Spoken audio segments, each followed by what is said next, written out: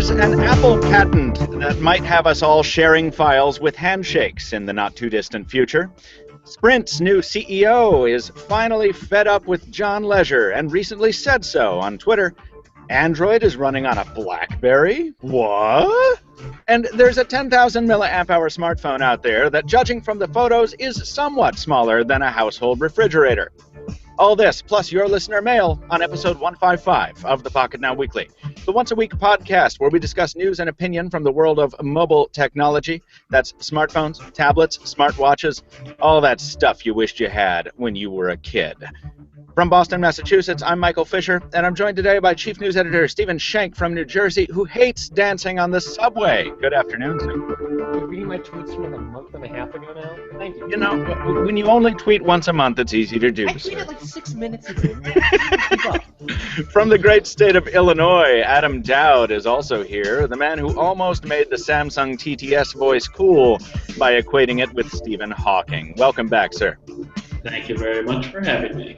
And Jaime Rivera will be joining us from Central America in short order with his thoughts on the OPPO phones and probably a football joke or shirt or something. I failed to finish writing that joke when I was writing the script, so whatever, he'll be here soon. And for right now, the time is 12:07 p.m. on the eastern seaboard. Good afternoon from North America. Is this the first time you've actually given the correct time? Yeah, no, that's the right time. I mean, yeah, well, I got to get something right on one of these shows at some point. Folks, do you know something? I'm going to tell you something. Phones are fun. But do you know what else is fun? Making stuff with your hands. The latest sponsor of the Pocketnow Weekly is the brainchild of former Pocketnow senior editor Taylor Martin, who wants to share his love of making stuff with the Webernet. Mod in a Box is a monthly subscription service where you get a delivery of materials to make 3 useful, awesome DIY products or projects that can be assembled with basic household tools. I'm going to take the old camera back so I can show you all what I've built. If you watched my Periscope last night, you already know this, but Taylor sent me a box to try out, and my girlfriend and I, but really mainly my girlfriend because she was better at it than me, had fun making this. It looks like an Altoids box, and listeners, not viewers, you're going to miss out a little bit, but this looks like a tiny little Altoids box, but it's not, because it's got a button on it now and a light, and so now it's a Type 1 phaser, or a flashlight if you want to be lame about it, which is really, really nifty, and I like it a lot. And then there is this mini grid organizer, which is a smaller version of the kind of organizer I use at trade shows to keep all my smartphones together. This one keeps together pens, USB drives, and SD cards, and other things that keep you chained to this physical world that we're all imprisoned in. That none of that is in the script. Also, the the May 2015 box that I was sent also includes materials to make a leather keychain, but I haven't built that yet. I'll be building it later, so stay tuned for that. Yeah, from a cow. I'm gonna see if I can rip the leather off my Moto X and use that instead. Oh, just make it real classy like. Folks, there's a good deal alert here. The cats at Mod in a Box offer the first box for free so that you can see it if you like it. To get started, head on over to modinabox.com. That's modinabox.com and sign the heck up. Link is down below. Thanks. I can make things with my hands too. You know, Stephen, I believe that, and because you are such a listen. There are no fart sounds on this show, ever. You understand? What you're talking about. Stephen, listen here. Yeah. I like to think of this podcast more as like a Y-wing than an X-wing. You know, more like an F-14 than an F-16. You picking up what I'm putting down? I'm not in the. Oh, okay. Yeah. I would stick with Star Trek and boats if I were you. Okay. Yeah. No, you're right. You're right. Well, the minute a Star Trek analogy can fit into that mold, I will let you know. What I'm saying, Stephen, is that you're the backseater, friend. You're the Rio, the Wizzo, the co-pilot. So go ahead. Oh, am I Goose? God damn it. You are Goose. You're Goose before the neck break. Okay. Spoiler alert. Sorry. So why don't you go ahead and tell our trusted listeners how the hell this whole flying machine works, huh? Yeah, well, if you have been as good a listener as we hope you are, and have stuck with us through these bumpy past few, occasionally sans Michael weeks, we hope you are with us now live. If you are, we would just love it ever so much were you to participate with us on the air. Fire up Google Hangouts, go over to the Q&A there, and type in your questions about what we're talking about, But what we're not talking about, and you think we should be, other viewers will vote up their favorites. We'll do our best to answer some of the best ones on the air. The other way you can get in touch with us is by shooting us an email to podcast@pocketnow.com. We're going to answer a few of those from previous weeks on the air today, and if we read a good one, we might address your question on a future show. So either Q&A or the podcast@pocketnow email. Either way, get in touch with us because we want to hear from y'all. Yeah, and I want to say thanks to you guys for for actually running the show during some of my absenteeism in the past few weeks. Thanks to the listeners for being flexible and allowing us to change up the hosts when we need to. I needed to, so I really appreciate it. And both Doud and Hangouts. Oh, it's okay. That was Taylor Martin giving me a thumbs up. So hooray! Our sponsor approves. So thanks to everyone concerned, and Taylor is the 12th person in the last minute to tell me that Steven's levels are really, really low. So Steven, I boosted them. Are they better? There you go. Yeah, now we can. Now they're better. Good, Yeah. very good. Doud, have you lost some weight? You look very healthy and you look like you have a healthful glow about you, sir. I'm going to answer that question the way I always answer that question with, God, I hope so. Oh man, there's a news block to get to, guys, but I want to give everyone a sneak preview of what I'm going to be working on next week for at least Thursday. When I first came aboard at Pocketnow, I requested the very first review device I requested. The very first thing I said, Anton, could you please get me this? I really want to test it out. Was a little product called the Sony Xperia Tablet P, which doesn't look like a tablet when it's closed. It looks like it's an eyeglass case. But when you open it up, it becomes, yes indeed, a full-on Android tablet with like a super bezel, meaning like there's also, in addition to the huge bezels on the sides, there's one that goes right through the screen because, of course, it needs to accommodate the hinge. So this is going to be the next Pocketnow throwback, and it's going to happen on Thursday, and I cannot wait because I love little weird form factors, and this is going to be a lot of fun. Fun fact, you can make panini with that. Yeah. Just put some bread in there, and after 10 minutes, you got a wonderful time. So anyway, that is that, and there is something else that I wanted to tease, but I think we can get to that later. I'm sort of forgetting what it is now. Oh, I have the Droid Turbo. I have the Droid Turbo with a really slick purple trim, which I quite like. This is a loan from Verizon to allow me to compare it with the Galaxy S5, S6 Active, and Lollipop yet? Yeah, it's got Lollipop. Sweet. Yeah, I know. Does it have Android M yet? Oh, see, there's always got to be some downer. I know. It's like, is it? It's like my role, man. Come on. Hey, Steven, Crisis? hey, Doud, as we get into news, you want to find your lower third somewhere so people know who you are? Oh, crap, yeah. The man in the echo chamber with the hat? Yes, well, I think people know. I mean, Well, just based on that. I think you're right. All right, listen, Jules, it's about time we hit the news block, so why don't you give us the sound cue that'll usher us into that area.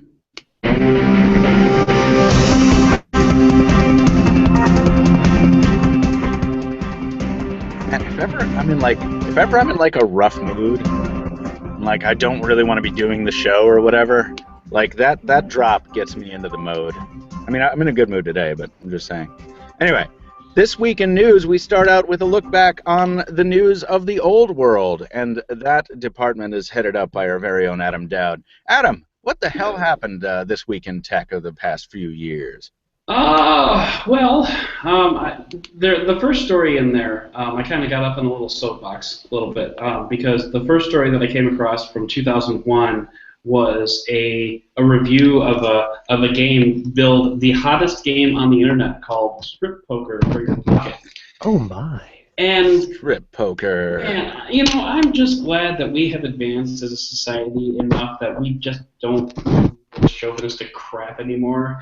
And as I ended that particular section of the mobile history, sorry it took us so long to get here, ladies, but I think we're here now. I don't know. I mean, I think there's plenty of pockets. Played those Dead or Alive video games? Yeah, I just downloaded a naval combat, like a naval warfare simulator yesterday, where all the screenshots in the Google Play Store were women in Navy uniforms, pointedly not wearing undergarments, and in Navy uniforms I've never seen in real world. They look like This is not a regulation. costumes. One Okay, star. so at least we've taken a step back to innuendo as opposed to just overt sexism. Understood. Well, all right. Yeah, You know what? yeah. I don't want to totally torpedo your point. So Baby steps. Progress. Progress. Mhm. Let's see, what else do we have? Brandon Miniman went on a trip to Europe in 2003 that had nothing to do with technology and wrote 700 words about it. I didn't know that happened. I can't Facebook wait to timeline plugging this in? What? So, My trip to Europe. Yeah, so my headline for that was La Di Freaking Da. But let's see, then we talked about some upgrade policies and what they should be for OEMs, should all phones get, and this is apparently a thing back then too. Then we had the first mainstream handheld for the blind and visually impaired persons from HP, and oh shoot, I left out the other company. It was called Visual Technique or something like that. It's in the article. Click on it, but it was a collaborative project between HP and another company. And then the next day, we got a bad customer service report from HP because they took a great tablet and then killed it 49 days later. But no, that's not why. Let's see. In 2005, the founder of the internet called for a do-over. He wanted to recode the internet and get out some of the garbage that had accumulated in the internet up until that point. Who are we calling the guy who built the internet here? Yeah, I was wondering about this too. Well, okay, sorry. It was David Clark. He was one of the pioneers that really got the internet kind of going. Okay. Along with Mr. ARPA and Dr. Sage, yes. Well, and Al Gore. Right. But our headline for the record says Internet Founder. And our headline also has a typo in it because it says Internet Founder want to build a new internet as opposed to want. Fabulous. Yeah. But anyway, so he wants to. His quote is, "Looking at phishing and spam and zombies and all this crap. Show me how 6 incremental changes are going to make them go away." So he wanted to call for a do-over, an internet mulligan, if you will. And then finally, we had a series of iPhone stories in 2007 because the iPhone 1 had just been debuted. We have we went with these in reverse chronological order as I described them. So we had, first of all, a forward-looking article from Dickie Adams, no relation, who mentioned that unlike other OEMs where they're going to have revisions and different builds for different revisions of hardware, iOS was promised to be more of a fast update, continually updating type of process. So good on him, he got that right. And then we had a video from Brandon, which actually isn't there anymore, but it was a video showing people how to type on an iPhone. Apparently that was a big deal back then. It doesn't have a hardware keyboard. How could you type on it? I know, it was crazy. Crazy talk. Just a sheet of glass. How are you going to even feel that out? I know, it was a crazy concept. And then finally we had Adam Lane featuring an article by Seth Fogey of InformIT.com, which points out point by point why Windows Mobile is much better than iPhone. And the only reason I included this article was because this is the first iPhone, and we still have articles like that today for the, what are we on now, the 8th or 9th iPhone, something like that. And iPhone's still killing it, so for all the good that's doing them, saying this thing sucks, whatever. That's what we call a mic drop. Boom. So well done, Adam Doud. Thank you for that compelling look into our history and for the sobering reminder that when you rebuild your website 6 times over the course of 9 years, a lot of image links get broken in the process. Yeah, 6 years ago. Yeah. That's all I see every week when I sit down and write this is, oops, this image is missing. Oops. Oh. But we're looking for it. The most deceptive. That is the most deceptive graphic that we run, because no one is looking for those images, folks. That is not a top priority. Let's move on to the more modern news, and by modern I mean so bleeding edge current that this wasn't in the first draft of the rundown when I built it. This is like this morning's news. Too hot to handle. Stephen, why don't you tell us about this trip to Venice, as Jules puts it. Venice. Yeah, well, the Venice part's very new. So we've been hearing a lot, or a little more, about those rumors from a couple weeks back about BlackBerry getting involved in Android and releasing a phone that, instead of just having is BB10 and has that Android runtime on it for app compatibility, is Android to the core, full on, full blown, maybe skinned up, who knows, but a proper Android phone made by BlackBerry. And there's been rumors talking about what type of device this might be. If this would be that dual screen curving over edge slider they showed off at MWC.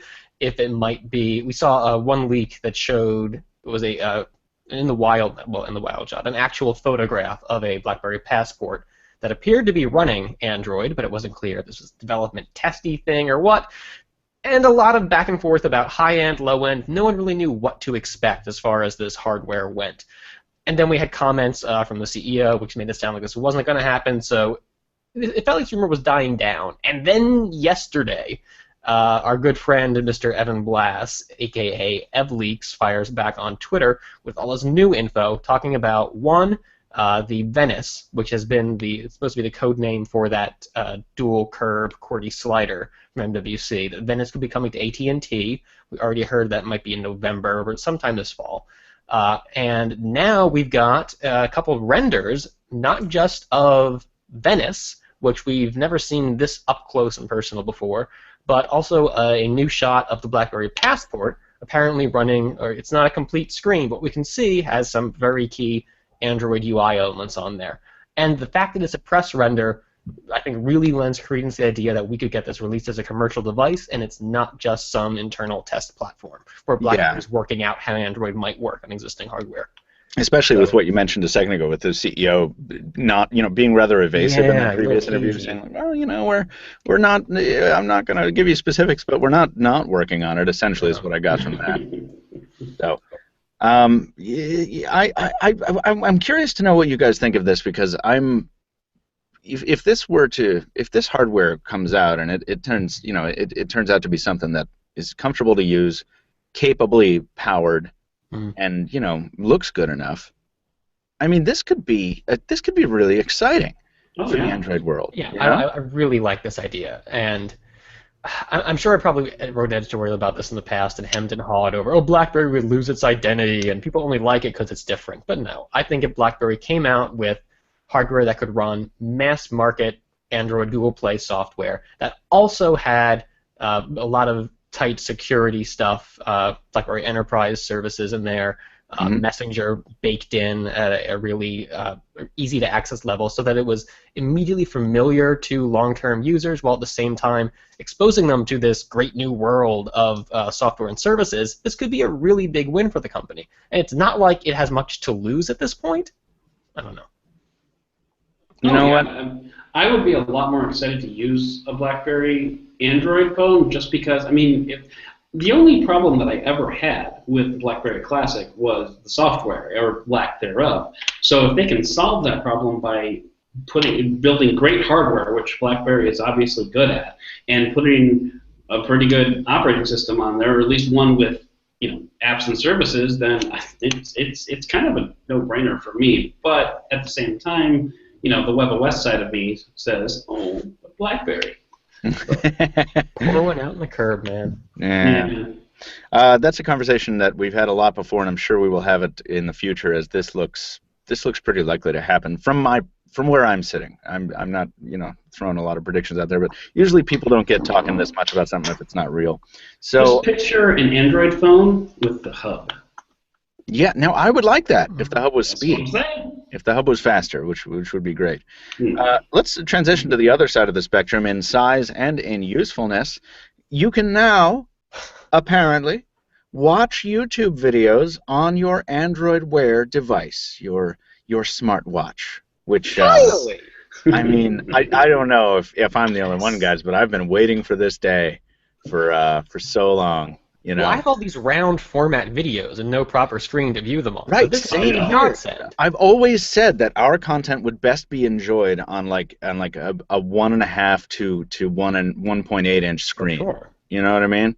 Sure. So this is fascinating to me, though, because I was recently doing some research, and I'm not making a joke. I was actually doing this research, and my Google search history will betray it. I wanted to know if there was any porn on Android Wear, because I was doing, what was I doing? A piece on, it was What are you doing, Michael? I think it was either the empty nest for the Apple Watch or another. No, it was the piece on 5 ridiculous reasons why smartwatch, like 4 terrible arguments against the smartwatch. The piece where I was sticking up for the smartwatch as a format. Was number 5 they don't have porn? I'm just curious. No, I forgot what the context was on that. I don't know. It was so that I could put a stupid, like, a tongue-in-cheek link in there or something. Mm-hmm. But then I became actually curious. I was like, porn hit dumb phones relatively quickly once color screens showed up. It hit smartphones really quickly. And so, did it manage to make its way to Wear yet? And the adult entertainment studios have not yet officially leveraged this. So, what do you mean? Sure. That surprises you? It does not. Generally, to interact with, if you're paging through things Android Wear smartwatch, you have one hand for the device and one hand you're swiping with. Dad. Sorry. You don't know that song, do you? I mean, the joke might have landed if you weren't in the world's worst room, and it sounded like there was an infant trying to escape from your mouth. What were you humming? The internet is for porn. The internet is for porn. Why do you think the net was born? Porn, porn, porn. Stephen, what the hell were you saying? I'm saying the way you interact with Android Wear is in most cases a 2-hand routine, because one hand has the screen, the other hand swiping. This is why. That's your problem. This is why I was looking it up, Stephen. This is exactly why, because I was trying to make the joke. That twisty thing? About the twisty, the Android Wear wrist gestures, and I couldn't. I ended up shying away from it because I didn't want to end an otherwise okay piece on like a masturbation joke, but whatever. You start the piece with that. You lead in with the good stuff. That's right. I'll remember that for next time. So anyway, everyone, we're not talking about porn on your wrist. We're talking about YouTube on your wrist, and apparently this works pretty well. Jules, can we run that video again? Because I want to see that. So what's the frame rate like on these? I don't know, but it's cumbersome as shit to get it, right? You got to type in stuff on like a virtual keyboard. Is that how it works, Stephen? I don't know. You didn't report this. Rithvik did, right? Yeah, but so you fire it up, you download the app, and then what you have is a vertically scrolling list of YouTube results based on your search term. And it actually, for as like hinky as it seemed like to read about, it actually doesn't look bad. Of course, on a round screen smartwatch, it's letterboxed all to hell, and that's fine. This sounds about as useful to use as the YouTube viewer built into this crappy little Western digital media streamer I have, where it has a remote that gets up, down, left, right, no keyboard. So you're hunting, pecking around a giant on-screen keyboard to search for anything. God, that's terrible. It's awful. I can't imagine this is a very easier to use experience. It just seems like it'd be easier if they made the Android Wear device more like a Chromecast, where you could just stream YouTube from your phone. Yeah. And you can. There is Chromecast support in this particular app, so you can if you. I think that's going the other way, though. I think that's going from Watch to Chromecast. Oh, I see what you're saying. So it would just be cool. You're saying to have your Android Wear watch be able to mirror the select screen elements from your smartphone. Yeah. That would make a lot more sense than trying to type on a virtual keyboard on a round screen. I don't know what? Like, I don't think this is a terribly great thing. This kind of reminds me of a lot of the Java apps that were being built for dumb phones, while smartphones were like taking off, but like dumb phones were trying to keep up with like Opera Mini, the browser, which was a good browser and stuff. And how long until Google changes something and this breaks YouTube compatibility, because it's not an official. Right. But on the other hand, now that Android Wear allows you to use your watch when you're connected to a Wi-Fi hotspot, so if you forget your phone at home or whatever, if you leave your phone at home for some reason, now it's like, okay, well, I'm out on the town, and hey, friend that I just ran into for no reason, I want to show you this YouTube video because that's the basis of our friendship. I don't know what world this shit happens in, but I mean, now you at least have the option, and that's options are good, as we know. Jules I'll crowd around my wrist here and watch this movie together. Right. Probably will never do it, but it's nice to be able to. It is. It is that. Jules has been, poor Jules, hapless Jules, has been trying to show us this feature in action, but his camera is making it look like his phone and Android. Oh, there's the keyboard. So the keyboard takes up. Oh God. So the keyboard, folks. You have to scroll through the keyboard. That's pretty awesome. It's actually wider than the display on a smartwatch, so you have to scroll back and forth to hit the key.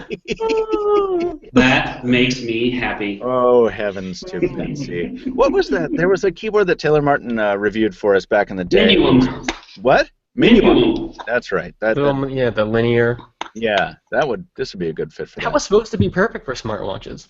Yeah, but I don't think I would ever get used to it. But maybe. It takes some getting used to. I tried. So let's move on. Let's talk a little bit about what carriers are doing in the States right now, and that starts with a T-Mobile move called Jump on Demand. How high? So T-Mobile is, as we know, a disruptor, as they like to call them in the Valley. They like to come in and to sort of torpedo the big guys with these crazy features or offerings that the big guys would not normally do, or so the narrative goes. And this is the most recent one, which is the most exciting if you're a gadget junkie and you're on T-Mobile. And Joe Levi has a really descriptive piece that runs all this down, and it's linked in the appropriately named rundown. So go take a look at that if you want the full deets.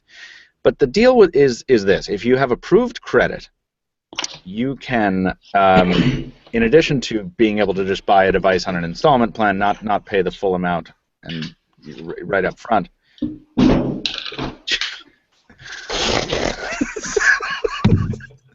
Doud, What? I'm going to walk to Illinois and physically point out the mute button on your equipment. This mute button? Yeah, that one very that's well. flashing? Okay. Oh, wait. Have you been? So you're using your system mic, is what you're telling me? Probably. Oh, that explains a lot. John Leisure is going to jump through your screen and choke you at my behest. Look at him. He's so excited when he's talking about this. So, folks, on T-Mobile, Jump on Demand goes like this. You can get qualifying phones, including the iPhone 6, 6 Plus, S6, S6 Edge, Galaxy Note 4, or the LG G4. Including, that's it. Yeah, sorry. Really limited selection. Right, so there is that. And you can upgrade to a new phone more often than once a year is sort of the bottom line. Stephen, how many times a year? Can you do it up to three times a year? 3 times a year. And the really nice thing is it doesn't, if you're just looking at this as a monthly, if you were normally going to buy your phone on a monthly installment plan, it doesn't appear to cost anything more. You're paying, I think it's exactly the same as you would spreading out a phone's purchase over a 24-month span. But then every 3 months, you can trade it in for you can switch from an iPhone 6 to a 6 Plus to a Note 4, jump platforms if you choose to. So it feels there's a lot of freedom in there. I don't know if it's actually a good deal or not. This is why I prompted Joe to put this together here. I'm curious to see what his conclusions were. Yeah, and Joe's conclusion. Go ahead, Dan. It wasn't every 3 months. It was 3 times per year. So you could conceivably do this on January 1st, January 2nd, January 3rd. Can you? Yeah. Right, but why would you though? I mean, why would you wouldn't? But you could. You know. Yeah. Because there's a really it says you're capped at 3 times store. per year. Unlike the previous on-demand, there's no mandatory 60-day waiting period. You could try the phone for a day or an hour and go back and swap. Oh, I see. Okay. Now, you cannot just bust up your phone and then go buy a new one. The broken phones, before T-Mobile accepts the phone back, they've got to pass a 3-point inspection. It has to turn on, it can't be water damaged, and it can't have a cracked screen. Which, to be fair, still there's a lot of leeway for marring this thing up. You can have dinged up bezels and all that. Some overcooked macaroni and cheese in the USB port, and they still have to take it back, right? Mm. But Joe points out that this concept is a lot like leasing a car. You sign up for a certain length of time, you pay a certain monthly fee, and at the end, if the car is in good condition, you give it back to the dealer, then you turn around and lease another car. Car dealers love it because it guarantees them a constant income stream. Customers love it because they always have a new car. But unsurprisingly, Joe's conclusion is, no, Doud, I'm going to shoot you. Unsurprisingly, phone for God's sakes, what? unsurprisingly, Joe's conclusion is a little more mixed. Yes, you can get a new phone very often, but it's never really yours. Exactly. Right? You never end up with anything. Yeah. So, and this, I think that there's a, Jules also points out here, there requires a fairly significant upfront buy-in, limits how often you can switch based on how deep your pockets are, and limits your phone options. But he does say it's well worth it. But this is a whole bigger conversation about ownership, right? Ownership versus leasing versus renting. Now, on one side of it, I really appreciate being able to lease or rent stuff. I've talked about it before in the show. I don't own a car here in Boston. I use Zipcar to get everywhere because it's more economical for me to do that than buying a car and maintaining a car and storing a car and parking a car and all that. So, but with a phone, what do you mean maintain? I mean maintain, like seriously. Oh no, I drive my cars into the ground. Is what I'm getting at. Oh, I see what you're saying. So, but with a phone, I talked about this on Reddit the other day. I talk about it. Like I never get to use my own phone, never, because I'm always reviewing another phone. But I really feel good knowing that I own a Moto X and I own a Lumia 1020. Like those are mine. And it's always going to be there. It's not going away when, like, the 2 weeks over, you have to send the phone back to the manufacturer. You have that there. Exactly. And so I would feel I don't know how I would feel about this. I'm sure I would use it. What do you guys think? Doud, are you done? Are you done, like chipping away at boulders and probably not, but walls? What do you think? I don't know. It's an intriguing concept. I'm drifting more and more into the camp of just buying phones outright and just paying for the service rather than doing this. This type of is nice, but I would think that the biggest advantage to something like this would be to use a phone versus damage, versus cracked screens or water damage or something like that. Those are specifically not allowed in this particular. To point out, you can add insurance for I think it's like $8 a month. Okay, yeah. So, but I don't know. It's just I'm more of a let's just buy the phone and call it a day. Look for good phone deals on Swappa or something rather than leasing a phone. Could just be. What do you think, Stephen? Do you agree with Adam, or are you coming from a different spot? I'm very much in the buy a cheap phone, get your service separately. You get the best deals. You have the most options doing that. But I'm not super opposed to what T-Mobile's doing here, especially because it's still doing the service separately from this. It's not in the rundown here. I don't think you reported on it at all. But Sprint had a thing either earlier this week or last week where it launched an all-in-one, where it's similar to this in that you get a new phone. I don't know what the upgrading's like, but it's a phone and service all baked into one. It's very similar to what they do over in England. And I just really pissed off at how Sprint was portraying this. As in, don't you guys hate having to get your phones separately from service? Wouldn't it be easier if there was just an all-in-one? Paying bills is such a hassle. Just give us all your money and we'll work everything out. It's so talking down to the customer. I hated it. They changed some of the details of it, and it's a little better than when first announced, but no. But what Steven doesn't understand is that in 10 years, those are going to be the commercials that we're going to be watching. It's going to be like Idiocracy. I think, there's one bright side to all this, guys, and whether you agree with this or not, I think we can all agree that we're really excited to hear the new Van Halen song "Jump" on demand coming out.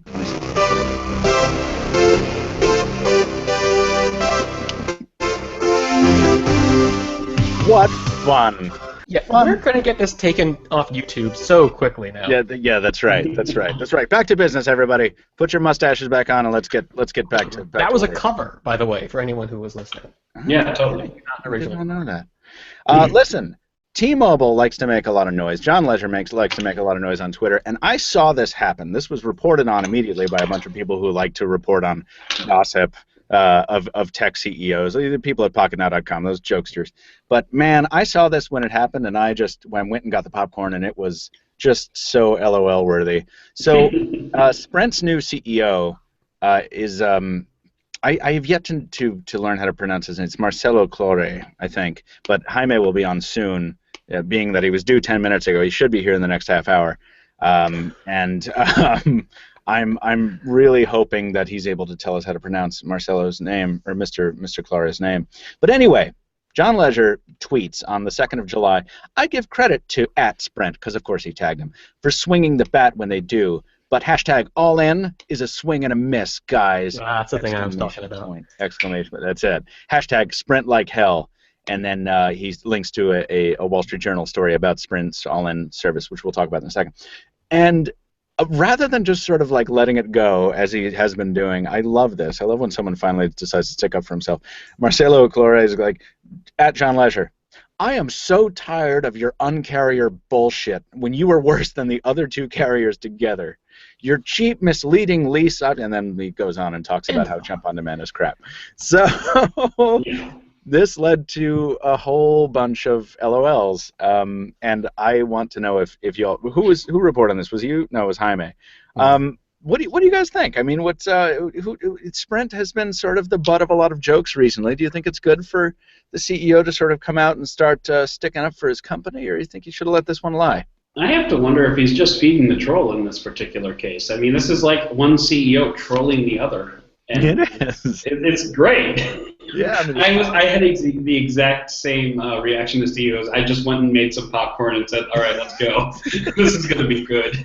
John Leisure actually replied like a day later with "You mad, bro?" Like literally, that's what he said. That's awesome. 12-year-olds. 12-year-olds behind all of these companies. I was just waiting for him to be like, "Is Marcelo going to have to cut a bitch?" So, well, yeah, and then really just chilled out a little bit and said, "Never, not mad, just calling it like I see it. I have too many great things happening to be mad. Great family and @Sprint, happy 4th." So it looks like maybe someone on the PR team was like, "Yeah, maybe to ease off a little bit. I don't know, he's crazy." Because John Leisure, I would never want to get into an argument with him. I would think that he might show up at my house at 3 in the morning, and not to kill me with like a necessarily, decapitated chicken in his hand and yeah, blood all over his mouth. He'd find the one window in my house that's open and just like lob a full Red Bull through it and hit me in the head and just like, hey, fuckface, Fisher.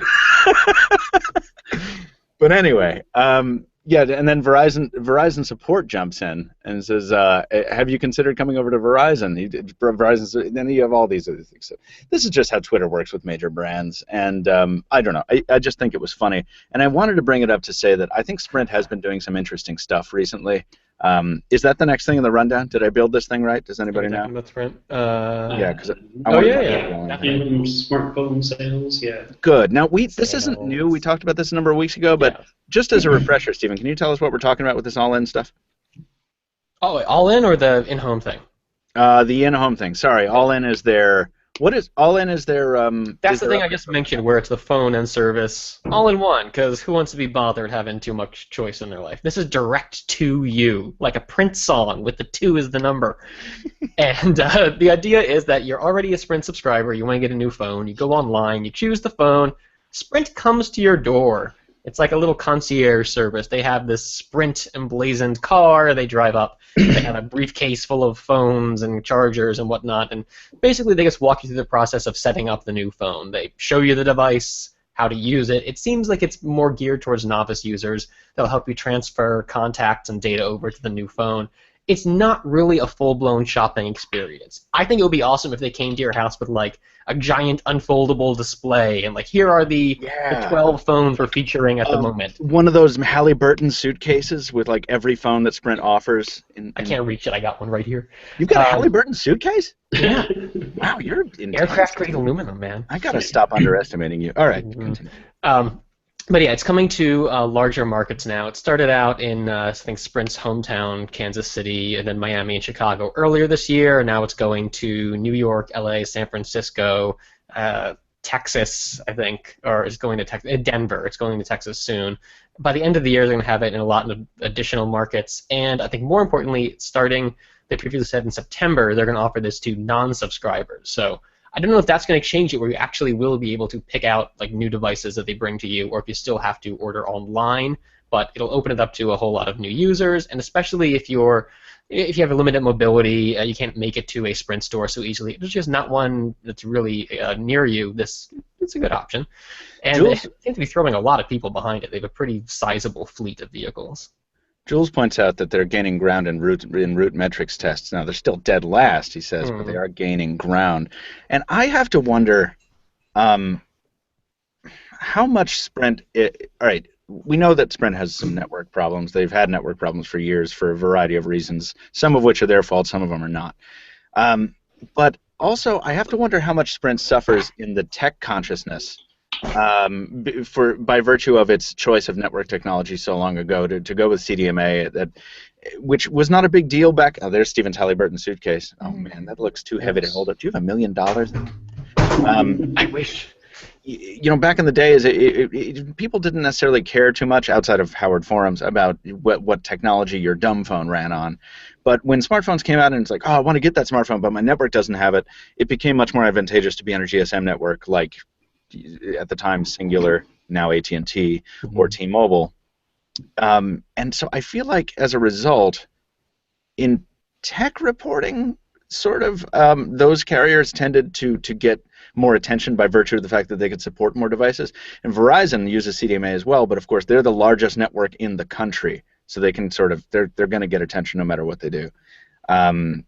But I don't know. I tend to wonder whether Sprint's use of CDMA and LTE and formerly WiMAX has hurt them in this regard. Do you guys ever think about that, or am I the only one who loses sleep over this stuff? Well, I guess then why would Verizon be so damn good? Because I mean, isn't it basically the same technology? I mean, I understand. It's what I just said, but they're the biggest nation. They're the biggest carrier in the nation. They can't be ignored, and they can get much more compelling devices, you know, as a result.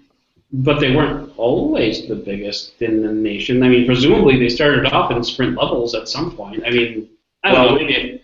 No, they were created from the merger of Bell Atlantic Mobile and a lot of other carriers that were already really big, and then it's basically just they've been on top ever since almost. Okay, well then I stand corrected. Sprint's made some bad decisions regarding its communications over the years. WiMAX was a gigantic misstep, and I understand why it has to stick with CDMA, but I think it needs to be putting a greater focus on transitioning to a pure LTE environment. And okay, it's a pipe dream here, but you know, I think that's what they're talking about. Trying. Phones that'll work between these. Well, it's like the Nexus 6 and how jumping between Sprint or the next, what do you call it, Project Fi. Yeah. Yeah, which I don't want to get to talking about because I won't stop talking about it. You got a few opinions. I do. I quite like it. But yeah, and Jules points out that WiMAX back in 2010, I mean, Sprint was the first with a 4G standard out, and Sprint's always sort of doing that. They're always like, yeah, we're going to hit the market. We're first to this. Check it out, guys. We're first. And then everyone else comes out a year later with something better. Yeah, sort of eclipses it. But yeah, Sprint was constrained to do that. I've said it on the show before. Sprint had to roll out a 4G solution as a condition of their Nextel merger, so they were forced to do the WiMAX thing.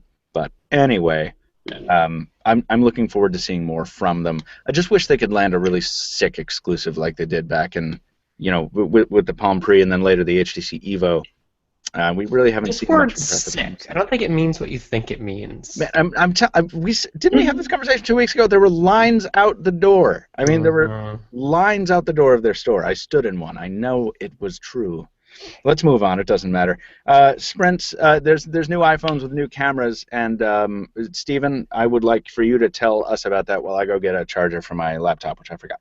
Yeah, well, the interesting thing here, we don't know how accurate this is going to be. This comes out of supply chain sources, but there is some evidence possibly pointing to new camera modules of course, there are going to be new camera modules on the upcoming iPhone 6X and 6S Plus. The interesting thing here, I think, is that we're talking about a resolution bump, because for years Apple's been satisfied sticking 8 megapixels, and it's been doing really well for itself there, but we're looking at a sensor that has a 12 megapixel rear camera to do 4K video, and some high frame rate capture for super slow mode, and an upgrade to a 5 megapixel camera around front, which would be a big boost from existing devices.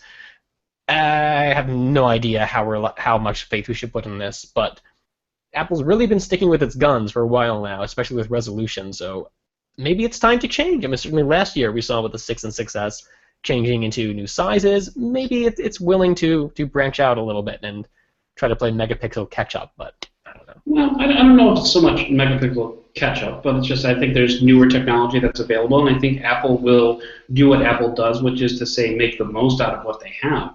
So if it's going to be, granted the 12 megapixel sensor isn't going to be on par with the 20 megapixel, God, I can't say megapixel today, sensors that we're seeing in other flagships, but I think what Apple has done with the 8 megapixel sensor thus far has been pretty damn good. So, I mean, just adding more to that I don't think will be a bad thing. I think it'll be a very good thing for the platform. But then again, all other things being equal, an 8 megapixel sensor and 12 megapixel sensor of the same size, you're going to get better pictures from the 8 megapixel sensor. This is true. We have... sorry, Doud, if you were going to finish that point, I was going to introduce Jaime. No, I'm pretty sure that point just finished itself. All right. Well, remember, everyone, megapixels are the only important things in America. And speaking of America, we have a Central American guest who's just shown up. Jaime Rivera, you are always welcome on this show. Welcome back, sir. Thank you for having me. How's everything? Go football! Yeah, man. Hey, listen, we were having a debate a second ago that requires your unique expertise. Hello. How do you say Sprint CEO's name? The Sprint CEO's name? Marcelo, but I forget his name, his last name. Claure. Marcelo Klaus. It's in there. Wow. So his first name is Latin, but his last name isn't. It's like French. Oh, okay. But it's Claure or something. Oh, I see. So that's fascinating. But Marcelo. Well, we can't call him. We don't know the guy. But okay. Thank you, Jaime. That was 50% helpful. Jaime, we're going to get to talking about your phone in a second, but first we need to hit up these rumors about the HTC Aero. And while Stephen tells us about that, I will remind you to start up your call recorder if you have not already. It is already recording, yes. You are a pro. Thank you, sir. Stephen? Yeah. HTC is going to try and do something with its camera. I feel like we've been here once before, but I want to hear about it. HTC has been trying to do things with its cameras for years now. It hasn't been very successful things, but it's been doing things. Very true. So what's the story with this HTC Aero that might launch in the fall? Yeah, we've been talking about Aero as the fall flagship. There's a lot of questions about just how high-end device it might be. I think there's been recent talk about it being called a flagship in a design sense, maybe not necessarily a pixel pushing megahertz and general performance way. Nice. I don't know where I was going with that, but the one standout feature this guy might have is a really nice camera, and word is that HTC is actually going to deliver in a way that UltraPixel very much did not. Exactly how it's going to achieve this, I don't know. Big sensor size, high resolution.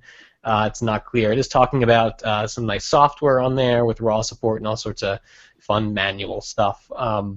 But this is a kind of big ask for HTC, especially where it's been talking about how great the cameras are going to be in its devices for a while, and some of them have been pretty good. Well, it's been very, very hit and miss, and very much a matter of overselling things. So at least this isn't HTC telling us this is going to be a super great camera. The fact that it's coming from an external source may give you reason to put a little more faith in it, but... Probably an f1.9 aperture is what the text is saying, so that's interesting. I'm personally hoping that HTC introduces us to the Google Pixel. Google Pixel. Google Pixel. It's the Google with an O. Yeah. It's the Google Pickle. Google Pickle. Yeah. It's gonna be the 6th Google Pickle. I certainly hope so. Flagship camera. Well, we'll see. This is a ways off, but I wanted to make sure we touched on it because, of course, we talked a lot about this. I think the 1M9 is the next on my After the Buzz desk. We're seeing reports of Lollipop landing for the Sprint version, and so that means the EMEA version shouldn't be too far behind. I think we were thinking August, but maybe it'll be earlier. So as soon as 5.1 lands for the 1M9, we're going to do an After the Buzz on it. And also, I'm planning a little subterfuge that I can't tell anybody about, but it's I don't know. It's in the vein of that. What, Jaime? Not even me. Yeah, I can tell all you guys. I just can't tell you here. That's But anyway, I really like it. Whenever I go back to use the M9, I'm like, oh yeah, this is really beautiful, and it's just a shame about the camera. And then you take a picture. Right. This is the problem. And then you go to use it. Well, but all right. Anyway, listen. I apologize to everyone because I've buried the lead on today's podcast. I got tired of ripping off Jaime Rivera's headline format for the Pocketnow Daily with three high-profile topics followed by the title of the show. So what I was like, you know what? F this. What's the biggest topic on today's show? It's the biggest battery that's ever been put into a smartphone, and that comes from these people called Oukitel. Not Alcatel, mind you. Not Alcatel, as Alcatel's people will remind us. What? I beg your pardon? Tell us the story behind the name, Michael. Oh, I will. I'm going to look that up. But Oukitel. Oukitel. Ow. Oh. Ow. So it's spelled, if you're not watching the show, it's spelled OUKITEL. And they have actually, this is not going to be their first smartphone. They've made several smartphones and accessories before. Well, that's promising. It's a Chinese-based outlet, and Jules is providing pronunciation tips in the chat. But none of the phones they've made thus far have been as significant as this. This is a 10,000 milliamp hour phone. God, that's insane. It is a phone, not a phone with an external battery, not a phone with a battery case. It's a battery that has a phone built in. It's exactly, yeah, it's a phone riding on top of a battery. The battery, for people who do not follow like milliamps, what is currently considered a standard size battery is probably in the Galaxy S6, like a 2550 or a 2600 milliamp hour battery. The 1M9, I think, is a 2800. On the bigger end, the Nexus 6 has a 3200 milliamp hour battery. We consider that to be pretty big. And then the Droid Turbo, a 3900. And then there's the Blue Life Studio Energy. I think I got that right, which has a 5,000 milliamp hour battery, and that's just insane. We thought that was nuts. This is 10,000 milliamp hours in a phone. It sounds dangerous, is how crazy it is. Stephen, what more do we know about it? Just to give you an idea, a MacBook Air, a 13-inch MacBook Air, uses a 7,150 milliamp hour battery. You're kidding me. Just to give you an idea. That's just to give you an idea. That's a computer. That's nuts.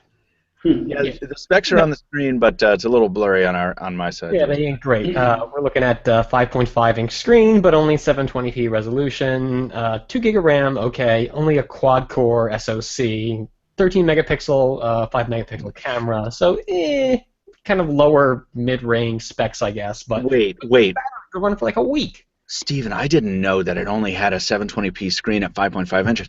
Yeah. Well, that's the key, though, to lasting forever. Even if you don't have a huge battery, like... that size, I really want 1080p, though.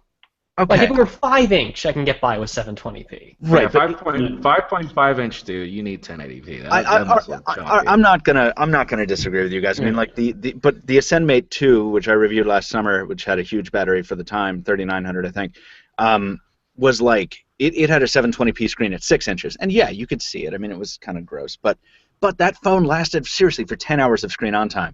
This with a 10,000 milliamp, I mean, this phone could seriously last you a week without charging, I feel like, in theory. Yeah, pretty much. Right. Well, it depends. If you're running iOS 9 beta, then it probably lasts a day. Yeah. Well, actually, yeah, and never underestimate the capacity of Lollipop to screw anything up either. Yeah, exactly. Consider the fact that the S6, like you said, the standard size battery is 1/4 of the battery size, and that gets through kind of a day. So, I mean, multiply that by 4. Depends on what kind of day you're talking about. Because the specs are so... Exactly. I was about to say, you probably leave your phone in your bag all day because they don't allow you to use it at work or what? Yeah, right, exactly. A day on an airplane in airplane mode is what the S6 can last me, I think. But anyway, this is so compelling, and it wasn't... there was a roadblock, and I was like, guys, let's not get excited. This thing is coming from a Chinese manufacturer, which means it probably is not going to have Google Play services. But very helpful... what? You disagree? No. Thanks to a colleague of ours at Android Authority, whose name I will look up in a second. I've forgotten. I'm sorry. On Twitter, let me know that he had reviewed a previous Oukitel phone, and in fact, it had Google Play services, including the Play Store, and all that stuff. So that would be something else. What are the possible disadvantages, guys? What are we thinking? Does this have quick charge, or will it take like a day to charge the thing at normal charging rates? That's a really good question. Will it charge? Will it even charge overnight? No, I think it'll charge overnight. I mean, I've got a 10,000 milliamp hour backup battery that charges in few hours. I don't remember exactly how long it takes. It takes a while. Like I have two 10,000 milliamp hour battery packs, and they take nearly 5 to 6 hours to fully charge. It's crazy. Yeah, but I mean, the thing I'm wondering is, I'm just looking at these pictures, and this thing doesn't look thick enough to be 10,000. And I guess that's the biggest question I have is where is the information on the thickness of this phone? Yeah, and judging from what we're seeing here, it looks to be roughly twice as thick, maybe, as the Droid Turbo, which is 11 millimeters. Really? I mean, maybe with the bezel, the angled bezel that it's got going on there. But I mean, just looking from the bottom, that's a micro USB port, and that's going to be the same size of just about every phone. You're right. So, we could extrapolate.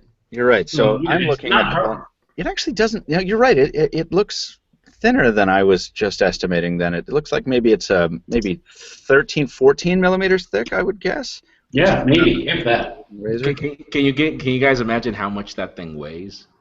Yeah. Well, yeah, I mean, my 10,000 milliamp hour battery I can use as a weapon if I have to. Yeah, my 10,000 milliamp hour pack that I carry around is like a brick and a half. I mean, when I put it in my cargo pockets, it like hits my knee and it hurts when I'm walking. Yeah. We tried to get in touch with Oukitel, but they're Oukitel, not Alcatel, but their website is in Chinese. Less than user friendly. It's a pretty website, and it's not in Chinese, but it is all Flash. They don't have a press inbox, and their Skype address links to an email address that doesn't look real. Oh, good.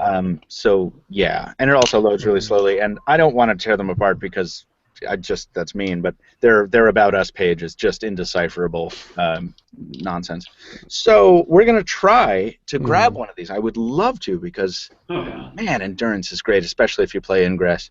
But I think we talked about that 2 weeks ago. So we're not. Can I go on a small rant for a moment? I wish you would, Steven. I think it's ridiculous that we're still talking about milliamp batteries with these gigantic numbers and not calling this a 10 amp hour phone. Yeah, seriously. We don't talk about phones as like, this is a 3,000 kilopixel phone. No, it's 3 megapixels. You scale your units of. Why don't we call the S6 have a 2.56 amp hour battery? Damn it, dude. This deserves an editorial. I was just going to say, why didn't you tell me 3 hours ago? I would have slotted you in for a dial F for fail for today. Well, that's the extent of my argument there. It doesn't really go anywhere. But we like saying ma. Yeah, that's right. All right, listen, if you don't want to buy that phone, you can buy phones from LG, HTC, and Motorola. And if you do that, you're going to get some freebies. Stephen, can you talk very briefly about what people can expect when they buy one of these suckers? Oh, yeah, let me pull up the details here, as these do not come to mind. A couple companies doing freebies here. LG is kind of it's modifying the offer it had like a month back or so, was giving away an external battery pack, an external charger, which is really nice, and an external battery pack, an extra battery, I should clarify, for the G4. You can just swap in when your original battery runs low. Right. And it used to have a micro SD card. Now it's modified. The deal is you get the battery, you get the external charger, and you also get a leather back. And they had a buy one get one leather back thing earlier, so they're kind of combining previous offers. Yeah. Anyway, you look at it, you're getting a bunch of free hardware to buy a G4. HTC has a deal. It's only with Verizon and only for the 1M9. You pick that up, you get a $100 Play Store credit, which is nice. And Motorola is Moto X if you pick up the phone with the red leather back option, which is added after the phone originally launched as a premium, and it costs $25 extra, but now you can get it for, just the regular cost of the Moto X. Isn't that crazy? Isn't it crazy that it's only the red option? Yeah. Like what? And it's the option that I like the most, actually. Is it really? It's nice looking. Ah. Yeah. Man, I still really, really adore that phone. I can't wait to see the follow-on. But thank you very much. So if you want to buy any of those, you should do it. You should jump on those if you've been waiting for an excuse to do so. The Moto 360 is also at $150. Yeah, we're talking about that just about everywhere. Oh, that's right. Yeah, that's not in the rundown, but the 360 feels like it's getting a new discount every 6 hours. Yeah, I got tired of reporting on that. It's $150. It's $250 now. Sales over. Sales permanent. Sales not. I don't. Yeah. Yes, it was. I'm sorry, I got distracted momentarily by Q&A. By the way, we're going to get to the Q&As, guys. Casey Newsom asks if the do-it-yourself organizer that was teased on Periscope is already shown. Yeah, look how it came out. Isn't it cool? Guys, when I was showcasing this on Periscope last night, we were like in the first minute of the build, and my girlfriend and I had already managed to staple the Masonite board under this to my coffee table. And right as the Periscope ended, we stapled it to a coaster. And now it's first time using a stapler? Yeah, it was. I had to get an industrial stapler. Taylor didn't want me. Anyway, it's a whole different thing. Anyway, the Apple Watch. Doud is falling asleep. Let's talk about the Apple Watch. let's make him fall asleep. Jaime, are you wearing yours for this discussion as we talk about patents? Are you wearing your Apple Watch? I'm actually wearing a watch that I like. What? Oh, Sam, sick burn from our Apple guy. Hey, Jaime, send it back to me, and I'll be great. It's actually already headed to Romania, by the way. Jules spotting. Everybody drink. Everybody drink. Jules. Oh, he's gone already. Okay, sorry. It's headed back to Romania, so Anton's going to take a look at the Apple Watch for us. Yeah. 20 wearables. I didn't know that. All right, listen. What's this patent, and how can I shake hands and share a file? Well, it's the patent only pretty much describes diagrams. It only shows you that Apple is considering either a handshake or a bow or a high five, and that will somehow transfer files, but there are no details as to what files can be transferred. There are no details as to what particular. It's just like a user interface, like a gesture that you can do, and that's what's being patented. The fact that you can do that and the watches can interact. That's the concept. I can't wait for the version of this for professional sports players, where you get the pat on the ass and it transfers files. Yeah, I was thinking about hailing a cab and leaking secret documents from your company. Well, it reminds me of my first time in Berlin with Anton, and or the second time, we both had Samsung phones, and anytime we wanted to share a file, Anton would be like, "Hey, want to bump phones?" Yeah, let's do that, Tony. No, right now the problem, honestly, the Apple Watch, WatchOS 2, dude, it's just really bad. Well, it's the preview, man. It's the beta. Like no, but like it's like probably like the worst beta that Apple's ever launched. Like seriously. Well, they're just taking their hints from. Never mind. I'm not. That's a cheap shot. All right. The Samsung Galaxy A8 is a very cheap phone, or no, it's a very thin phone. And should we be excited about it at all? I don't know why. Aside from it being thin, it's innovative, right? Because it has a very high-capacity battery, despite the fact that it's huge. Yeah, that's why it's getting a lot of attention. It's not only going to be the thinnest phone from Samsung to date, but it's going to have a big old, like, note-sized battery, nearly a 3050 milliamp, a 3.05 amp-hour battery. You're going to make this happen, aren't you? Yeah, and decent specs. Snap 615, Full HD, OLED screen. So, I mean, the Galaxy A series really hasn't got a lot of traction, at least here in the West yet. I don't know how it's doing abroad. But this, I think, is probably the most attractive of the Galaxy A devices we've heard about so far. Yeah, other separate news are actually talking about how Samsung's going to fit the camera in, because it's apparently going to use the same ISO sensor as which other phone? Which other Samsung? 4? No, didn't we hear there'd be a new one? The Note 4 has the Sony IMX sensor. Oh, I'm sorry, the ISO from the S5 then? Yeah, exactly. Apparently they're going to fit that ISO in, but what they're doing is it seems that they're adding a smaller sensor. Which is thinner, the die is thinner, and that will allow you to fit it in the 5.7-inch footprint without the camera protruding, which is the major deal here. But obviously that would mean that the low light quality of this camera will be terrible. We'll have to review it. You'll be the judge of that, Mr. Fishman. Yeah. I guess we'll find out. We're going to talk about another thin phone in a second. Someone in the chat was just asking me. This is from Arjun PC. Just asking, what are our thoughts on that leaked Lumia 1030 bezel for Verizon? Did we report on this 3 days ago? No, I saw that. There's some contention about this. EvLeaks was fighting with. I think that came from Steve. What's his name? It was. I don't see it. Oh, nowhere else. It's nowhere else. Yeah. Claiming that this is very much not happening, not for Verizon. So this may be very old hardware. It may be not what it's being presented as. It might not be the 1030 at all. No one's. I see. Okay, so no, we're not going to. Contention. Contention. That's all right. I'm switching tabs and going back to the old OPPO R7 unboxing. Oh. Now, Jaime is super amped on this, and I like it. By the way, Jaime, so folks, if you've not watched this unboxing video, you really should, because Jaime introduces it in the most suave manner. Look at this. He holds up the box, he holds up a kitchen knife, and then he holds up a Starbucks coffee cup on his porch, and he never breaks eye contact the whole damn time. How many He takes looks like did that he's about require? to, like, man, I don't know. You look like some kind of czar or some national ruler. Have you seen those videos? I'm just trying to replicate you two. That's I stopped looking at the camera because everybody got angry with me for saying that I wanted to have sex with them or kill them or both when I just stared them down in the camera. You do it right, brother. You look So, okay, tell us about the phone. Okay, so I'm going to make a little preamble, and I've got it here.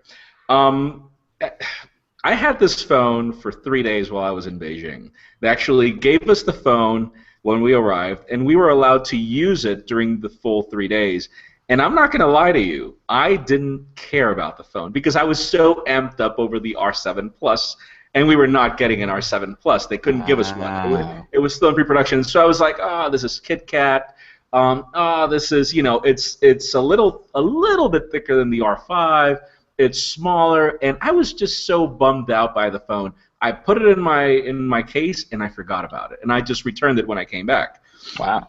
Okay, I'm not gonna lie to you guys. I think this has been like one of the most enjoyable experiences I've had with Android in a very, very long time. No kidding. Okay, so we were, and okay, yes, this phone is thin, very thin. It's thinner than the iPhone 6.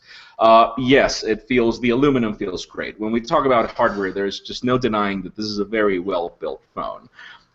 They did a really good job with the aluminum construction here, and everything just looks really high-end. It feels really sturdy, just like the R5. But we were cracking up with Joshua Vergara and everybody that was at the presentation because during the presentation they spent a whole lot of time talking about ColorOS and how much they had fixed ColorOS and they had made so many changes, and we were like, yeah, whatever. That's the Android skin. Yeah, ColorOS. That's the Android skin that they use, and we were just, everybody dismissed it. We actually had a Q&A with them separately, and everybody was just trashing them about their interface. And I'm not going to lie to you, I've been using this phone for a little over a week, and my God, I really like this new ColorOS. This is like the first Android skin ever that I've liked. And I like it for a very particular reason. And I'm going to ask you guys a question. Now, wait a second. Has it changed since you first saw it, or is it just you've now given it a chance to try it? So the pre-production ColorOS that we had was nothing compared to this. Okay. This is like, when we saw it in Beijing, it was not even close. They told us it was a pre-alpha. And so in this final version, okay, and I'm going to ask you guys a question. How many of you guys actually like notifications on Android, particularly Lollipop? I don't always like. I like half like him. They're workable. Okay, and let's forget about that slide from the top thing or whatever. Do you like the fact that you can't really control what notifications show up, which ones don't? The fact that there are certain things you just don't want to be bothered by.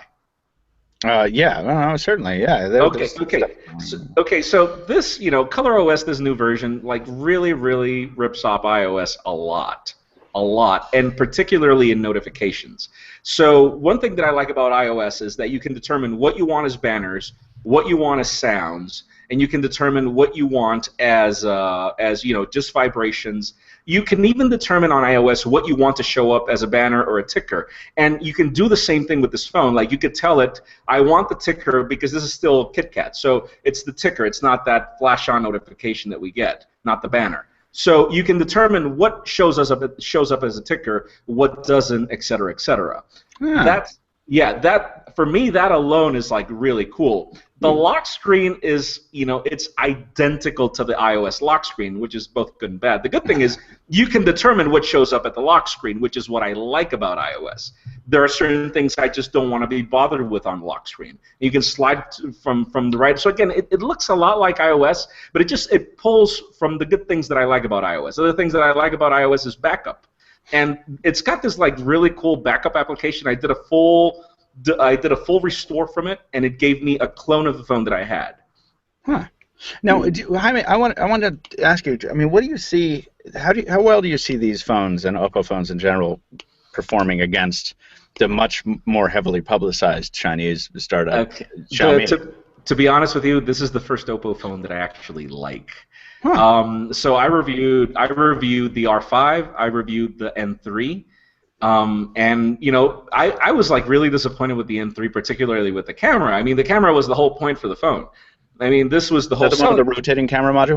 That was the one with the rotating camera, and so that was like really cool up until you started taking photos, and everything was just so overexposed it looked terrible. Oh, I see. And so what things do I like about the R7, particularly with the camera? You know, I sent some stills to Adam Lane, which is our professional photographer, and Adam was like, okay, on a scale from 1 to 10, this phone is pretty much an iPhone. It's not bad. Sorry, it's not. No, that you know, and this comes from Adam Lane, who hates iPhones. He's like, okay, it's not bad. It takes decent photography, but you know, it's not a Galaxy S6 or an LG G4, and I wasn't expecting it to be. But what things do I like about the iPhone camera? It's not the most colorful camera, but it takes photos like really fast. It's really quick at taking photos, and that's one thing this phone does really well. Mm-hmm. You open the camera application, and there's just no way. You just snap the photo, and it's immediate. HDR is immediate. And video is pretty much the same way. And those are the things that I like about iOS that is really hard to find on an Android phone. I think only the Moto X is that quick at taking a shot. And this is one thing that this the Galaxy S6 is just the top. Oh, I haven't reviewed the GS6, and you know, again, I'm not going to even compare it to the Galaxy S6. I'm just going to put it this way: if I had to choose right now between an R7 and an iPhone 6, I would prefer the R7. Particularly, it's a dual SIM module that you can either choose 2 SIMs or add extra expandable storage to it, and it handles expandable storage really well. Like one thing that I really don't like about Android is depending on the build, you know, some of them use the expandable storage for media, for example, or for application data. Some don't. So this one does, and I like that. Yeah. So again, I guess this is like one of those very few times when, you know, I've used an Android phone and I've really liked it, and that's been my experience so far. I feel that they've matured. So going back to your question about OPPO compared to, you know, these other Chinese Xiaomi, OPPO is more like Xiaomi is more focused on the mid tier. You know, these guys focus more on the high end. But you know, particularly, I feel that this is like the first time that I could say, "Wow, bravo! They did a really good job with this one." Like, I would really buy this phone for $399. Is there a Hangouts effect? We can put hearts over Jaime's eyes. Probably so. Yeah. I bet there is. You should have probably done that when I got the N3. You remember when I got the N3 in Barcelona? I was just so disappointed. I was like, my God, this could have been my phone, and it won't be. It is terrible. And you know. Oddly, I'm still waiting for the R7 Plus, honestly, you know, because of the size of the battery. But I'm really liking this phone so far. It's not bad. There's Doud. Doud's really feeling the love on this device. What's wonderful. There's a naming convention like Spectrum with Chinese manufacturers. And I feel like OPPO is on the super minimalistic side to the point that I always forget what phone you're talking about because they're always like, you know, letter number. OPPO, letter number. I'm like, I kind of don't care about that.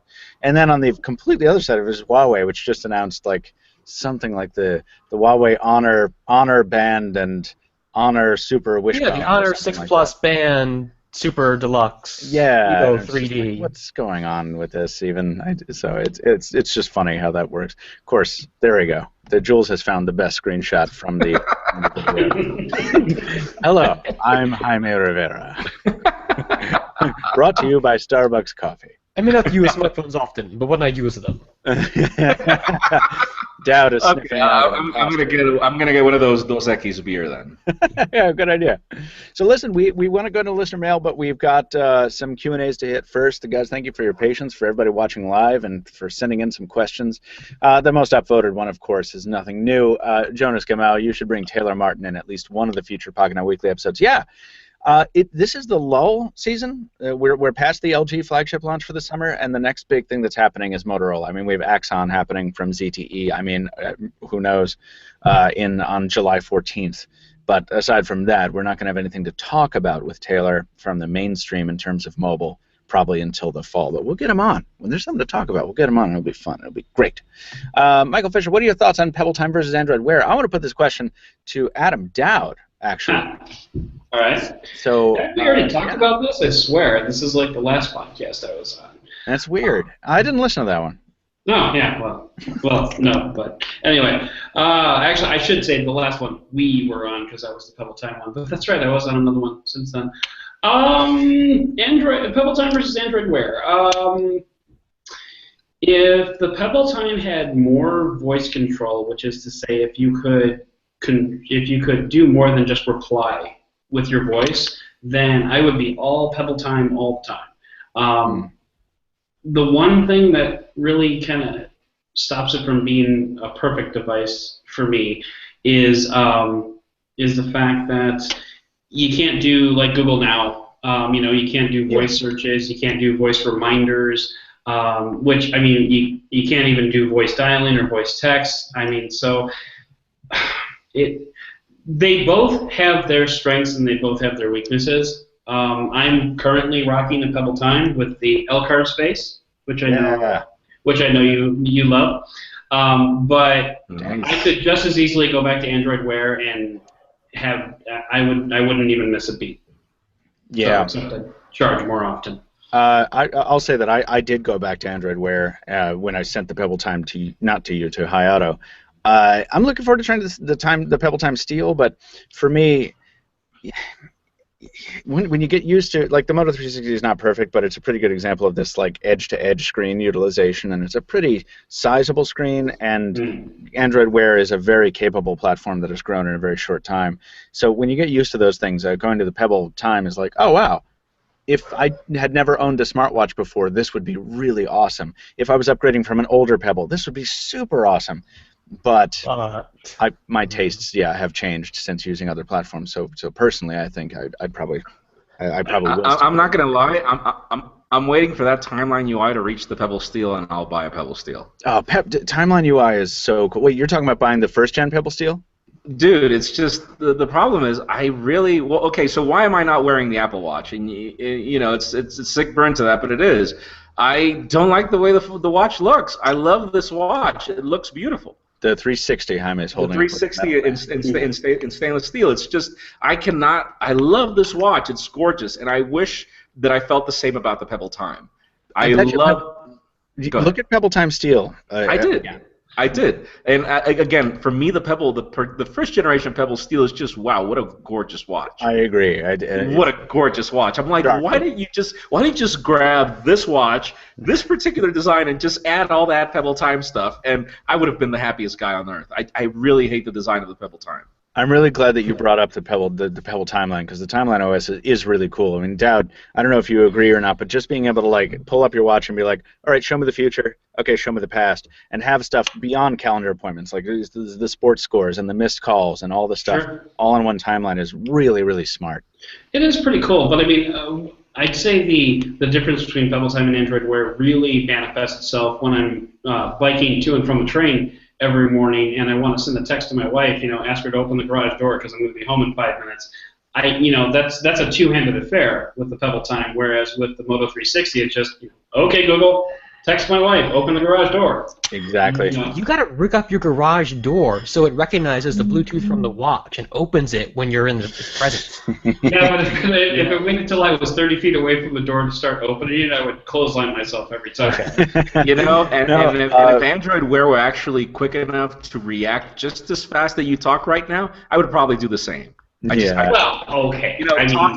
Talking to the watch, particularly Android Wear, I wish the Moto 360 ran something else, any other operating system, because it's a beautiful watch with a very bad, operating system, in my opinion. You know, well, you have to understand, it's a 20-minute bike ride, so...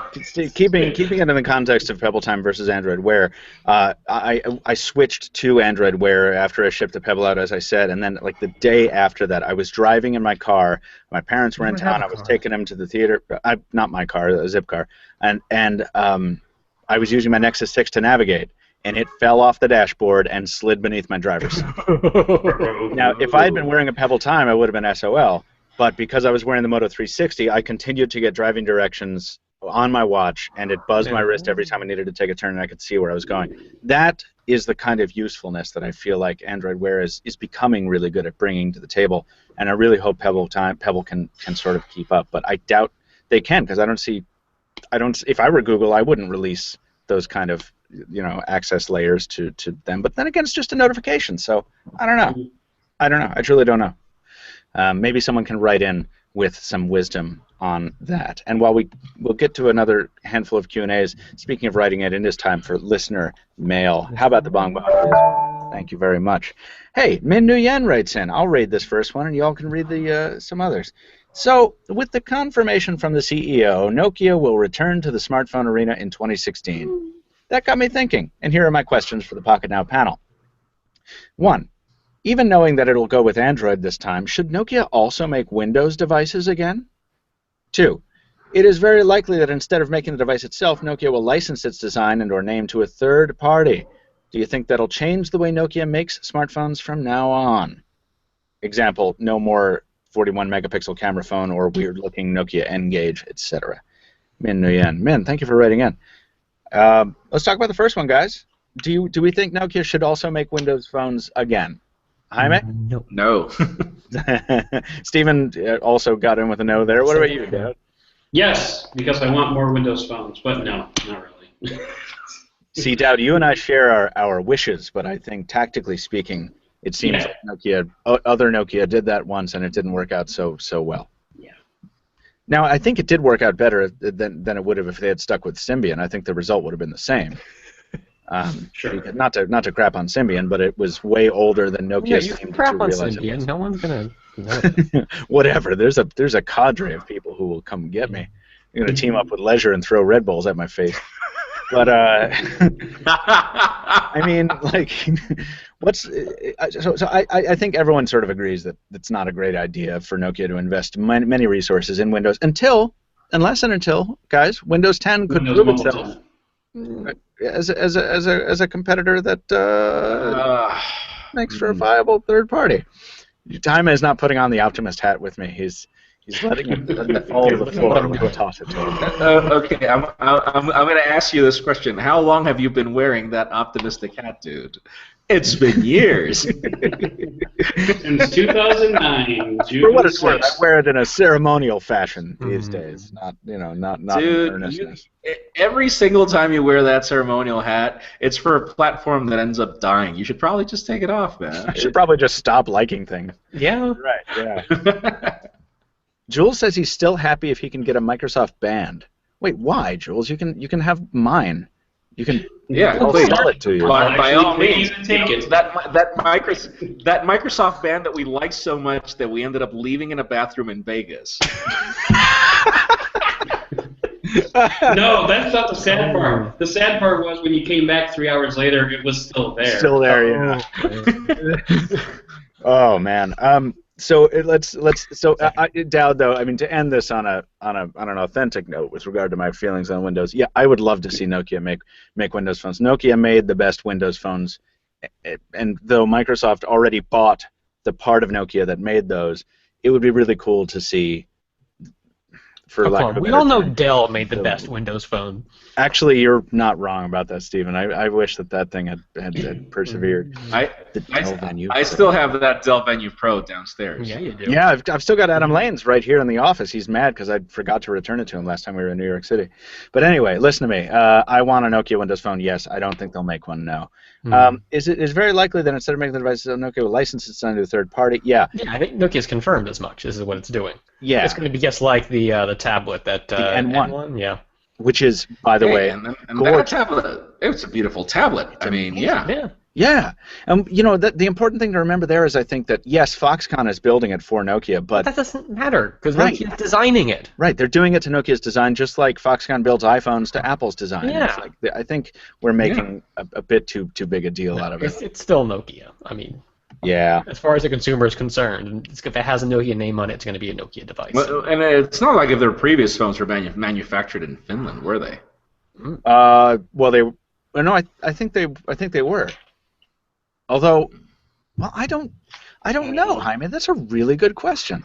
I don't think so. Anybody pull out a Lumia and see where it was made? Oh, the Lumia's, yeah, no, but earlier than that, I think Nokia did do manufacturing in Finland. Anyway, listener mail 2. Who wants to read it? I nominate a guy who hasn't talked for a while, Adam Doud. Okay. Hello, everyone from the Pocketnow Weekly. I've been thinking about getting a smartwatch lately, and I wonder whether the Pebble Time is a good purchase if you don't use a calendar.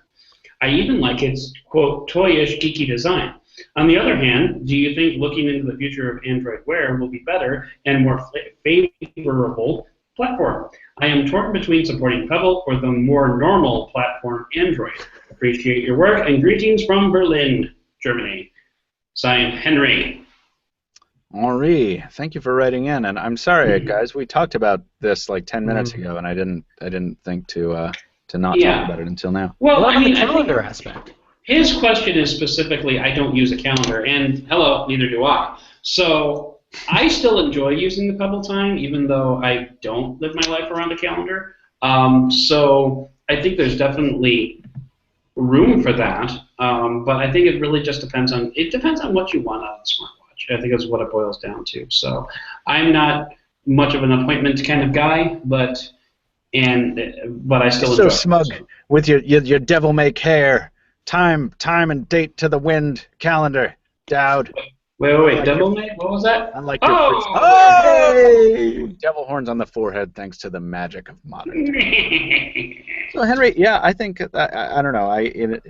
What would I buy? I'd buy an Android Wear because it fits me better. It fits my current lifestyle better right now. But did you mention if he has a smartwatch right now? No, I think he said he was looking to get a smartwatch. Yeah, he's looking to get one. Yeah. I think so. This is exactly what I was just saying. If you're either one will impress you. I think for the moment a lot of the growth is focused on the Android Wear market. It is growing at an explosive rate compared to the Pebble ecosystem, or at least especially the porn. It was a second ago, and we come full circle. Thank you.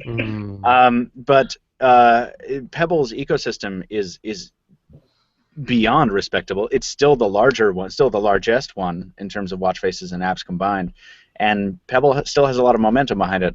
It remains to be seen whether the Time and Time Steel will further that momentum or curtail it. But I think buying either of them will suit you well. Go with the Pebble shoot, flip a coin is basically what I'm saying. I think, and then see if that one works for your lifestyle, because they're both great in their own way. And finally, listener mail 3. Steven, do you feel like reading this one? Yeah. Alexander Coates writes in, "Hey guys, loving the podcast. On episode 154, that was last week's, me and Hayato were talking about the lack of Android Windows dual boot for the HTC One M8, and want an answer to why it can't work. Yes. Because Windows bootloader isn't unlockable like Android's. You can't put Windows Phone on an Android and vice versa, and you can't hack it because the bootloader's stored in ROM on the SoC or something like that. And even if it's not, Microsoft will be doing its damnedest to stop XDA from doing anything clever with it." Well, that's a very good point. Thank you for sharing that with us. But Xbox 360 had a hard-coded boot ROM on the CPU, and it's still hackable because bootloader loads another bootloader, loads a loading program. Any flaw there in the chain of trust, you can exploit it and load your own software. No one's done it yet. Doesn't mean it's impossible. I just think there's not a lot of developer interest in making this happen on the One M8. As opposed to something like the 360, there's a lot of a gigantic user base and a lot of piracy interest in making that happen. There's just no one's looking hard enough. But thank you for the info. Yeah, thanks for the info. I appreciate that. And I'll look forward to seeing the M9 for Windows or whatever maybe the Axon for Windows, depending on what HTC decides to do, and maybe that'll have a little bit more buzz to it. Get that community going. Guys, you want to do a quick lightning round on the Q&As remaining because there's some good stuff in here. Sure. Only if we have a lightning round sound effect to kick that off. That's oh yeah, darn. We didn't give Jules enough heads up. So we're not. Yeah, let's get Brandon Miniman on this one for next time. Yeah. All right. Is the Droid Turbo after the buzz going to happen? Asks Kojo Boadu. Yes, in fact, it is, as long as it gets approved by the higher ups. But there's so much interest in it. I really do think that we're going to do that. So yeah, look for that next week if we get the thumbs up on it, because I'm looking forward to doing it. Arjun PC, you could do that. I'm doing it, Jaime. You can do it. You ain't got no Verizon where you is. The new Nokia team has Axel Meyer, the guy who designed the N8 and headed the N9 team, says Arjun PC, and also says, FYI, ELOP haters are not Symbian fans, they are Migo fans. 6 of one, half a dozen of the other. But thank you. I do appreciate that. Migo was fun for a second. Would you rather have a thicker phone with a larger battery or a thinner phone with a smaller battery? Give me the bigger battery life all the time. Guys, you answer. Starting with Jack. I would take a thicker phone. Sorry, I'm not paying attention to the order of operations. No, hit it, Steven. Go, go, go. Everyone else already answered. We all want thicker phones. Are you going to be the guy who says no? I want a thicker phone. All right. I'm constantly afraid of crushing it when I sit down. Yes, I want a thicker phone. I don't care. I have a smaller battery. If it's thicker, I want it. Yeah. Did you try out build 10149 for Windows 10 Mobile? Jonas Gamau again. No, we have not yet. Which one was that? Actually, Lane might have, but we are going to try the next build, I think. It's been a little while since we've done a Windows video, so we will do that. Why did the Droid Turbo Lollipop take so long if it's a flagship from Motorola who promises timely updates? Asks Gadgets and Devices. Verizon Wireless. Not because it's Verizon Wireless, but because it's a carrier, and carrier approval it throws a whole wrench in the whole thing. That's part of the whole. Everyone who's going to buy a Droid Turbo already has, so F you guys. Buy a new phone if you want the latest software. No. Remember, we got the new silver one that I have here with all the colored trim. You know what I'm saying? Fantastic. If not, ask AT&T owners of the Moto X. Thank you, Michael Fisher. Yeah, that's right. We had some trouble with that, didn't we? Although I will throw a little bit of smiley face to AT&T. When I was doing my research on the old versions of the Galaxy S Active line, I expected those to not get any software updates ever, but they've been getting the same updates as the regular S4, S5, and S6 3 weeks later. So which is 2 years late, right? Exactly. No, it's not that late. You bastard. Let's continue here. I'm always playing with my phone to see if I can make it better. I got to the point where if I hand other people my phone, they don't know how to use it. Have you ever modified an aspect of your phone in such a way? Kelvin Alonzo. Yeah, using Themer. I used a sci-fi theme that no one could figure out how to use for a bit, and that was a lot of fun. What about you guys? Easiest thing is just take your friend's phone, set the language to yeah, that's a good one. That's what you do. Yeah. What about Doud? I feel like you can go with me on this. Back in 2010, I would hand people whatever WebOS device I was using, and they'd be like, and then they throw away a bunch of cards, and oh, you closed everything. I was wrong. Okay, thank you. That was actually what I was going to say. Anyway, no, I don't think I really mess with it that much that you can't use it. I'm pretty organized, so I have my entertainment folder, I have my communications folder, and I mean, I do have the phone. I do have the phone app in a folder, so that might throw people off.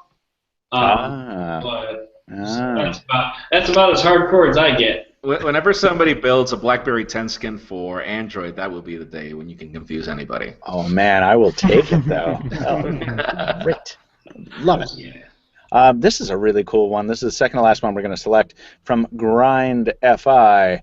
I have a question. If you look at some teardowns, you will see the camera is pretty much the same size in all smartphones. So could you, for example, replace the camera of the Moto G 2nd Gen with one from the Samsung S6?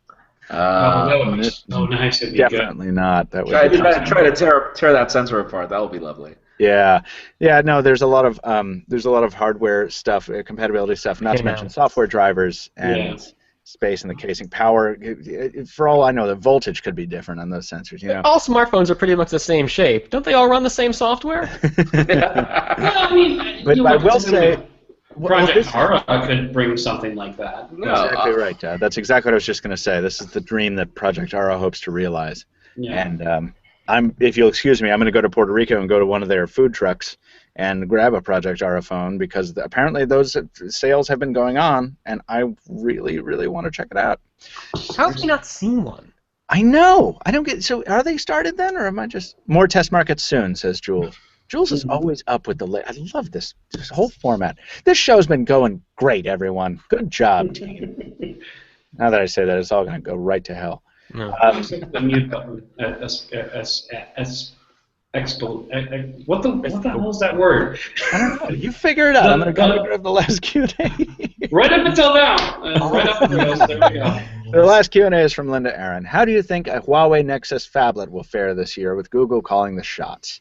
I know Huawei has been vocal about favoring FHD over QHD to go along with big batteries in their phablets, which certainly helps achieve great battery life. Word up. I don't know. Guys, what do you think? How do you think Huawei's going to do with the Nexus phablet if they build one? I can see Google really pushing hard towards that being as high res as possible. Yeah. And being a new player with Nexus Project, Huawei may feel really pressured to go along with Google's wishes there. So I don't really know. What do you think, Jaime? Doud? It's I don't know. Google has disappointed lately with the Nexus lineup, so it's hard for me to be like, oh yeah, they're gonna do it, and they won't. You know. Yeah. Yeah. I'm trying to get excited about a Nexus phone, and it's hard. Yeah. I would be more excited about Android One coming to the U.S. than I would about a Huawei Nexus phablet. No, nothing against Huawei there. I just don't want a Nexus phablet. I already have a Nexus phablet, and I like it even more than I did when I reviewed it. Yeah, we know. Go watch the Nexus 6 after the buzz. There's a reason why you didn't like it when you reviewed it. Why? He wasn't high. Your hands have probably grown over the past couple of months. I don't know. F all y'all. That's what I have to say. Great question, though. I too am struggling to get excited about the notion of a Huawei Nexus, but I do still think it's a pretty good match. Huawei makes very minimalistic hardware. That's what Nexus has traditionally all been about. But it's too minimalist for me. So hopefully it'll be an interesting piece of hardware. I would love. Oh man, I just thought about a G Flex 2 Nexus. I mean, I think that would be so great. Yo, come on, because the problem with the G Flex 2 is the are numerous software. I wouldn't say they qualify. Not a problem. I wouldn't say the 810. The problem with the Nexus program is the M9 runs just fine on the 810. I have no problem with the 810. Okay, so that would be like the only reason why I find flexible displays to have a purpose. Like, and I've said it over and over again. Like, it would be a good idea for Google to do this, for a Nexus flexible phone to prove that the technology is cool and everything, and stock Android. Yes, I would buy it. Like, that would be a Nexus that I would buy. And preamble, the last Nexus that I bought was the Galaxy Nexus, which Michael is currently using. Thank you. No, it's in the other. I haven't used it in years. You want it back? Right. Yeah. Propping up a table with a short leg. What are you talking about? Paid $400 for it. Guys, I want to mention we didn't talk Apple Music at all on this show. It's because our like music guy, Aero is not on the show. So we'll probably talk about it next week. But you want to talk Apple Music? No. I'm testing it. No. I hate it. Testing it. Yeah. I'm sorry, Jaime. I didn't know you were also testing it out. I would have brought it up earlier, but I'm not leaving Spotify. That's all I'll say. Yeah. See, that's the challenge. Spoiler alert. Well, let's talk about it. Maybe we'll talk about it next week. I think we got to get out of here for now. But I want to thank everyone for coming on the air today. I appreciate you all once again holding down the fort while I was gallivanting elsewhere. And I want to say that I appreciate y'all, and I appreciate you listeners and viewers as well. So thank you so much for being here with us. It's time to go. It's time to go. It's time to get out of here. I'm talking too much. That's going to do it for this episode of the Pocketnow Weekly, the high-quality cut of which was assembled by Jules Wang, tweeting at Green.0 when he's not busy locking himself out of classrooms. Also, be sure to find the hosts on the Twitter sphere. Steven, having run out of other brands to sass, is trash-talking Firefox for some reason at Steven Schenck, STEPHENSCHENCK. Adam Doud is poking fun at Hayato Huseman's love of bunk beds at Dead Technology. And Jaime, I forgot Jaime was coming on the show, but he's probably tweeting something awesome at Jaime_Rivera. As for me, I have finished tweeting about theater, so it's back to a monolithic wall of tech and Trek tweets at Captain Two Phones. It's Captain the number 2 phones. Pocketnow is also on Twitter, Instagram, Facebook, and Google+, and it all comes together like saltpeter, charcoal, and sulfur in the perfect firework at Pocketnow.com. If you enjoy the podcast, post about the podcast so we can keep doing the podcast. Share it with your friends who love mobile technology, and help share it with strangers by leaving a review on iTunes, Stitcher, and wherever else podcasts are heard on the web or in the world. And remember, write to us to get your questions answered on the air. Podcast at Pocketnow.com. Thanks to our sponsor at modinabox.com, and most importantly, thanks to you for listening. As always, the Pocketnow Weekly will be back with more mobile tech talk next week. Hayato likes to be on top. You couldn't leave it there. You had to take it. The next one. I appreciate that. How can you be on top with another bed on top of you? I mean, what? Never mind, You've been to Jaime. college? I mean, what? You Wait a second. do anything. Okay, Doud, wait a second. How can you